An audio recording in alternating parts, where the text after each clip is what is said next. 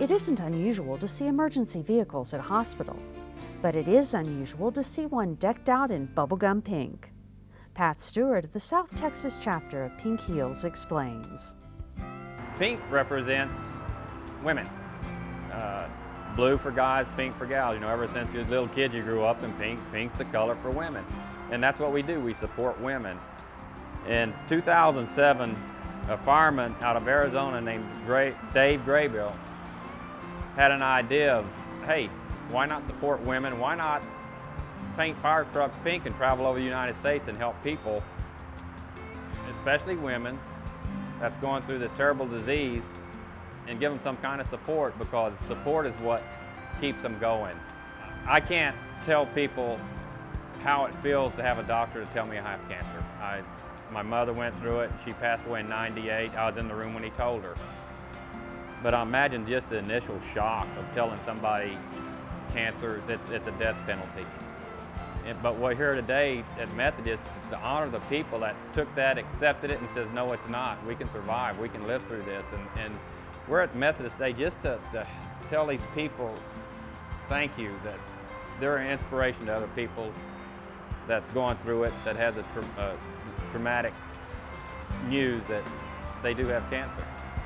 The pink truck will return in October to join Methodist Hospital in supporting cancer patients in Fort Bend County. Physician liaison Amy Sines describes the special event.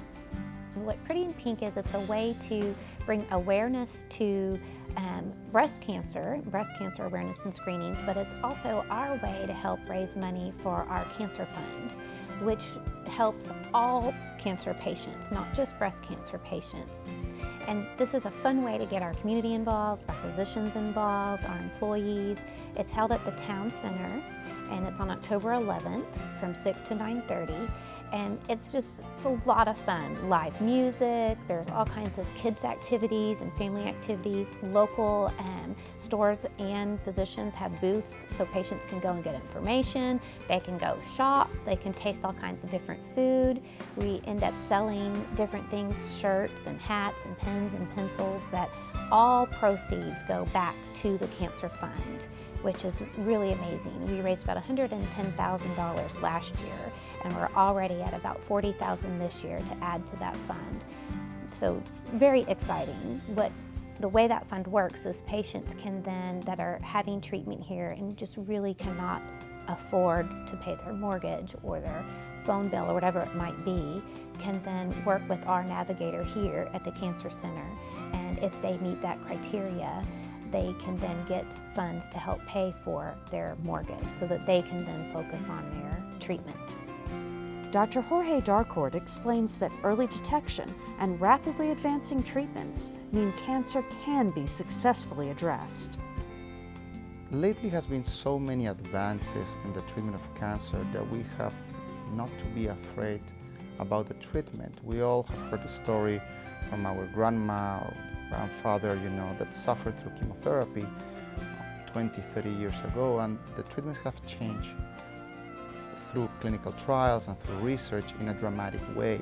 Right now, the treatment of cancer itself is much less invasive, with much less toxicity and much more efficacious than in any time in history. So the best way to deal with a cancer is not dealing with cancer by itself. So prevention is key. If I can detect a pre-cancerous lesion before it develops into a full-blown cancer, if I can treat an early stage cancer, okay, the outcome is going to be much better and the curability rate is going to be much higher.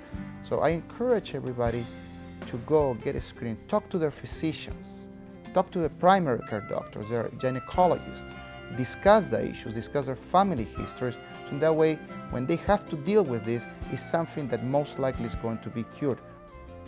For more information about cancer detection and treatment, visit Houston Methodist Hospital System's website at www.methodisthealth.com. For Healthwise, I'm Stacee Hawkins.